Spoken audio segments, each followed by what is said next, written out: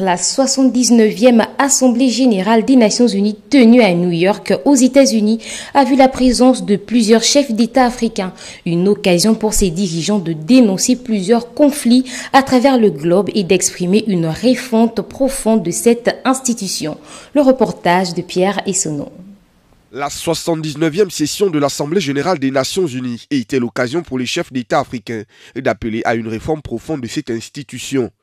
De Bassirou Diomaye Faye du Sénégal à Brice Clotaire Oligui Nguema du Gabon, cette nouvelle génération de dirigeants du continent milite pour l'égalité, la justice et le respect des droits de l'homme. Nous vivons dans un monde troublé où les principes de la Charte des Nations unies qui prônent l'égalité, la justice et le respect des droits humains sont chaque jour mis en mal. Les conflits s'étendent, les inégalités se creusent et les crises climatiques aggravent la vulnérabilité de millions de personnes à travers le monde. Le successeur de Macky Sall est revenu sur la situation d'insécurité dans la zone sahélienne avec l'implication immédiate de certaines puissances européennes. Monsieur le Président, Mesdames, Messieurs, nous ne voulons plus fermer les yeux sur la tragédie qui se déroule dans le Sahel. Des groupes terroristes sèment la terreur, pillent, tuent les populations civiles innocentes.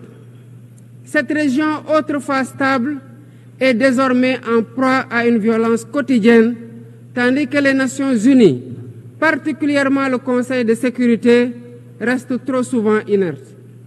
De même, nous ne pouvons pas accepter que le Sahel devienne le théâtre de rivalités de puissances étrangères dont les affrontements ne font qu'aggraver la déstabilisation de la région. Pour le chef de l'État gabonais, le Conseil de sécurité des Nations unies doit se réformer. En matière de paix et de sécurité, il apparaît évident aux yeux de tous que le Conseil de sécurité doit se réformer pour se mettre en phase avec les réalités et les exigences de l'heure. L'Afrique, qui est aussi le théâtre de cette conflictualité déplorable, doit également prendre une part active à ces réformes. Pour y parvenir efficacement, il me semble indispensable de réformer l'architecture financière mondiale en investissant massivement dans la réalisation des objectifs du développement durable.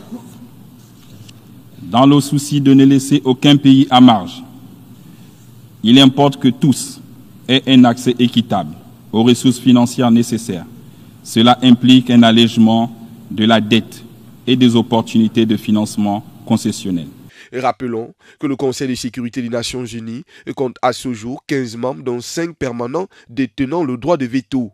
Une situation dénoncée par le président sud-africain Cyril Ramaphosa.